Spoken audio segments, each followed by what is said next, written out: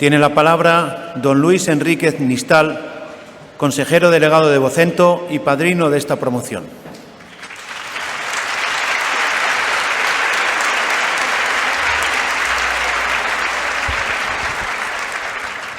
Buenos días, rector magnífico, dignísimas autoridades, profesores, familias, queridos alumnos, enhorabuena, promoción del 22.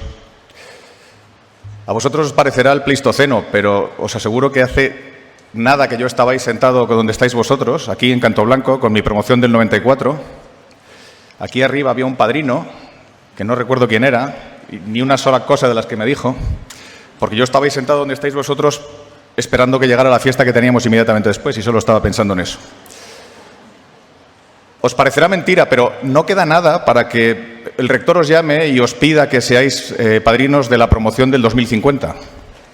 Entonces, si no por humanidad, por lo menos por compañerismo, estad atentos este ratito, que os prometo que va a ser corto, y cuando os toque el turno, citadme, por favor. Es Enríquez, terminado en Z. Cuando el rector me hizo el honor de encargarme ser padrino de vuestra promoción, la primera sensación fue muy agobiante. ¿Qué le digo yo a estos chicos que les inspire un poco? Y he estado así 2 meses. ¿Sabéis esa sensación, ese zumbido, cuando estás de exámenes, que bajas a tomar una cerveza y está el zumbido diciéndote debería estar estudiando? O ves Roland Garros después de comer y estás ahí con el zumbido. O estás viendo la final de la Champions. No, con la final de Champions solo piensas en la Champions. Pero bueno, es igual. En esas estaba preocupándome de qué es aquello que yo puedo aportar, porque en realidad estoy seguro de que aquí no me han traído por mi capacidad de dar clases magistrales de historia y a mí los lugares comunes me dan mucha alergia. Y entonces, de repente, apareció la inspiración en forma de decana. A ver qué tal, Teresa. Luego me dices a ver qué te parece. Voy a aportar mi experiencia profesional, voy a ofreceros 3 consejos y medio y los voy a sustentar en 2 pilares propuestos por 2 de los más grandes. El primero, cómo no, San Ignacio y su antes el amor que el miedo. Él pensaba que un líder era una persona que presentaba una disposición positiva hacia el cambio, hacia lo desconocido, que abrazaba un entorno incierto, que no mostraba una actitud defensiva ante lo nuevo, ante lo que estaba por venir. Es decir, una persona que se adapta. Por otro lado, otro de las referencias que voy a utilizar y veréis que están permanentes como un estribillo, es uno de los políticos más inspiradores de todos los tiempos y no es Churchill. Para mí es el presidente Kennedy.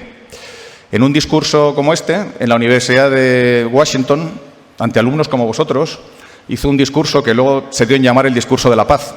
Y en él citó a un poeta inglés, John Masefield, que decía que la universidad es un lugar de reunión de aquellos que odian la ignorancia y abrazan el conocimiento, aquellos que buscan la verdad y abrirle los ojos a los demás. Pues a partir de estas 2 premisas os ofrezco, insisto, 3 consejos y medio. El primero viene de la mano de mi padre. Imaginad, año 93, mayo, segundo parcial de fiscal de E2, cuarto. 2 ejercicios. A mi lado estaba sentado Alberto Artero. Si no suena, os diré que es McCoy. Si tampoco os suena, si vuestros padres leen El Confidencial, seguro que sí. Un tipo muy listo, pero de verdad, muy listo. Terminamos el examen los 2 a la vez, muy pronto. 2 ejercicios y como habíamos terminado pronto, los comparamos.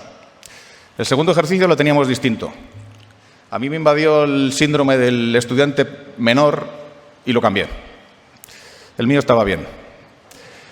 Cuando fui a ver a mi padre, a explicarle la historia pensando que iba a ser un atenuante o que iba a ser algo indulgente conmigo, todo lo contrario, me dijo, lo que más rabia me da es pensar que tengo un hijo tan tonto como para equivocarse con los errores de otros. Pues este es el primer consejo. No os equivoquéis con errores ajenos. Labrad vuestra propia personalidad, tened vuestro propio juicio crítico, vuestro pensamiento independiente. Por supuesto, no os estoy diciendo que no tengáis personas a las que recurrir, que se ganen vuestra confianza, vuestro respeto.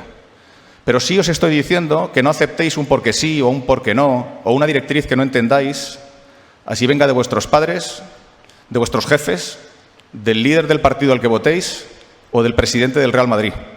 Y menos de este que os está hablando aquí arriba. Pero claro, formarse un juicio crítico, andar por la vida ligero de premisas y aspirar a ser individuo antes que colectivo, tiene un precio, tiene un esfuerzo que hacer. Y es que os tenéis que seguir formando.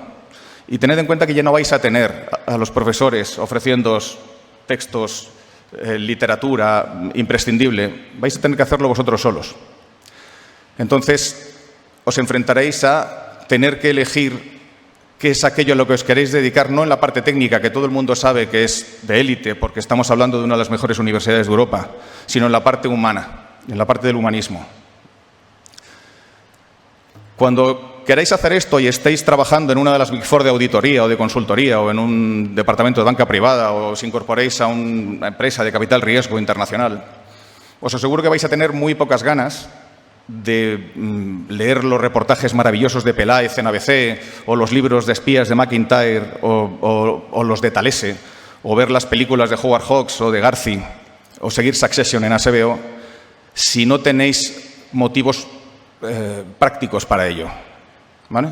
Porque tendréis muy poco tiempo. Bueno, yo os ofrezco dos motivos. Uno, porque vuestra vida va a ser mejor, directamente. Ya sabéis, odiad la ignorancia. Dos, porque cuando estéis sentados en una comida o en una reunión con un jefe, con un cliente, con un banco o con un headhunter, si no tenéis un solo comentario que hacer sobre la acería de Azovstal, sobre la crisis diplomática con Argelia, sobre Limonov o sobre el poder del perro, vais a perder oportunidades de carrera profesional. Así que vuestra propia formación, tomáosla en serio. Con un objetivo, el de forjar vuestro propio juicio crítico.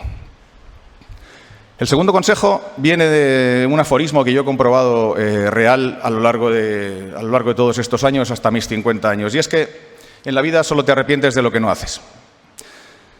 Ya hemos quedado en que en los próximos años os vais a enfrentar a situaciones, a disyuntivas en las que tendréis que elegir entre dos opciones. Aquí ya hemos visto que lo vais a hacer siguiendo vuestro propio criterio. Pero habrá otras ocasiones donde lo que tendréis que elegir es entre hacer o no hacer. En este caso, hay un elemento que puede ser un amigo, que es útil, que es el miedo, que bien tratado es conveniente. Pero el miedo, con un cierto nivel, os puede llegar a bloquear. Entonces, lo que os recomiendo es que temáis a la parálisis mucho más que al miedo. Recordad otra vez San Ignacio, ¿no? Antes el amor que el miedo. Aquí lo que os puedo decir es todo lo contrario de lo que lo dijo Yoda a Luke en Dagobah. Intentad, y fallad, y volved a intentar. Pero no paréis de intentar. Y cuando el miedo os sobrecoja, que puede pasar, buscad mecanismos de autoimpulso. En esto hay una historia bonita, vuelvo a los Kennedy.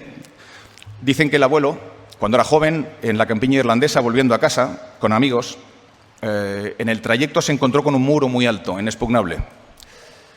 Esquivar el muro, dar un rodeo, alargaba el camino media hora. Los amigos miraron al muro, se miraron los pies e iniciaron el rodeo. Él se quedó mirando al muro y mientras sus amigos se iban, se quitó la gorra, la tiró por encima del muro, al otro lado, los llamó y les dijo: ahora ya no tenemos más remedio que saltar. Aquí en ICADE os han enseñado a calibrar, a analizar, a prever. Aprovechaos de eso. Pero cuando llegue el momento, tirad la gorra por encima del muro. El tercer consejo viene del libro de los Proverbios, adaptado libremente al 2022. Y es que el hombre hace planes y Dios se ríe. Vengo del futuro y os digo, planificad, tened una hoja de ruta, marcad unos hitos en vuestra vida, tened claro el camino que queréis recorrer, pero no seáis muy rígidos, no seáis muy inflexibles. Porque en la vida hay 100.000 circunstancias que no dependen de vosotros, que no vais a controlar y que pueden hacer que vuestra vida dé un giro radical en minutos, os lo aseguro. En esto, todo lo que puedo ofrecer es dos historias personales, una en el ámbito privado y otra en el profesional. En mi promoción del 94, aquí sentados conmigo, estaban Pepe y Marta. Pepe y Marta eran novios. Al cabo de muy poco tiempo se casaron, entonces teníamos esa manía los dedos, nos casábamos unos con otros. Sé por mi hija Blanca que esto ya no es así, pero en mi época era así. Tuvieron dos hijos maravillosos, Alejandro y Bea, eran felices, él tenía una carrera maravillosa en el BBV, ella era un espectáculo de mujer con un carrerón en el Santander, una vida de manual de E2. Si te preguntan antes de entrar en E2 cuál va a ser tu vida, era esa. Ella contrajo un cáncer en 2013 y con 42 años, en el 14, se murió. Con sus hijos, con 15 y con 13 años. Tenéis que haber visto la cara de Pepe aquella noche. La cara de terror. Cuando me dijo en el hospital de Quirón, ¿y ahora qué hago yo? Bueno, pues tuvo la actitud adecuada. Salió al mundo, se enfrentó a la vida otra vez, conoció a una chica de Bilbao con 3 hijos, empezó a salir con ella, tuvo una vida bastante complicada, de doble domicilio entre Bilbao y Madrid. Se casó con ella, tuvo un matrimonio bastante complicado de doble domicilio entre Bilbao y Madrid, lo sigue teniendo, y os aseguro que si no es igual de feliz que antes es porque lo es más. La otra, en la vertiente profesional, es mi cambio de trabajo de unidad editorial a Vocento. En unidad editorial yo era director general, ya sabéis, unidad editorial, Mundo, Marca, Expansión, Telva. Trabajaba muy cerca de Pedro J y lo admiraba, y lo sigo admirando. Entre los periodistas de Marca y del Mundo estaban muchos de mis mejores amigos. Me identificaba con las líneas editoriales de nuestros periódicos, yo era feliz. Y en eso aparece el Consejo de Administración de Vocento, y al que era mi jefe entonces, consejero delegado, y a mí, nos hacen una oferta, irnos a Vocento de presidente y CEO respectivamente. Por hacer la historia muy corta, después de valorarlo todo, yo decidí quedarme. Yo estaba contento, no quería moverme, era una cuestión de estar en mi casa. Y mi jefe decidió irse. Pero la semana de salida, bueno, os podéis imaginar que la situación entre él y yo no quedó muy amigable, que digamos. En la semana de salida, él rehusó, decidió que no se iba y se quedó. La noche que me lo dijo, yo llegué a mi casa y le dije a mi mujer, pues yo de aquí me tengo que ir en cuanto pueda, porque evidentemente no voy a durar mucho. Y esa noche me llamó el Consejo de Administración de Vocento a mí. Y me propuso ser primer ejecutivo. Vente de CEO, te ponemos un presidente no ejecutivo y llevas la compañía. Y era lo que había que hacer y dije que sí, no tenía más remedio. Aterrorizado, tomé posesión un lunes en el Consejo de Administración y esa tarde estuve 5 horas en una editorial llorando, no sabéis qué dolor de cabeza. Cada vez que entraba alguien a despedirse volvía otra vez a llorar y otra vez a llorar y de 5 a 10 estuve llorando, recogiendo cosas y yéndome. Vocento en una casa complicadísima, con periódicos más de 150 años y un Consejo de Administración muy difícil. Bueno, pues ahora llevo los mismos 11 años que llevaba cuando estaba en una editorial y os digo que ahora es de Vocento de donde no me quiero ir, porque me identifico con las líneas editoriales, porque me identifico con los profesionales y porque muchos de los mejores amigos que tengo ahora mismo son algunos de los profesionales de Vocento. Entonces, hay una película maravillosa de Michael Mann que se llama Hit, que tiene una de las mejores escenas de cafetería de todos los tiempos, en la que Robert De Niro le dice al Pacino que él no se puede permitir tener nada en la vida que no pueda dejar atrás en 15 minutos. Yo no os digo eso tampoco, porque soy consciente de que no estoy aquí de padrino de una promoción de gángsters. Pero sí os digo que os quedéis con el fondo de esa historia, no os aferréis. Adaptaos, San Ignacio, sed líderes y tened en cuenta, no estoy hablando con un grupo de jóvenes que vayan a tener la oportunidad de ser los líderes de los próximos 40 años. Estoy hablando con un grupo de jóvenes que tienen la obligación de ser los líderes de los próximos 40 años. Y para cerrar, el medio consejo, que viene derivado de todo lo anterior, y esta vez es de un proverbio Sioux. Soy del 71 y a nosotros las películas del oeste nos siguen gustando. Que dice que no juzgarás a un hombre hasta haber caminado 3 lunas en sus zapatos. Ya que hemos quedado en que hay 100.000 circunstancias que pueden hacer que vuestra vida cambie en minutos, sed indulgentes, tened empatía, haced un esfuerzo por comprender a los demás, porque lo contrario es escupirle al cielo. Y os aseguro, a los 50, los escupitajos vuelven a caer. Pues esto es todo lo que os tiene que ofrecer vuestro padrino.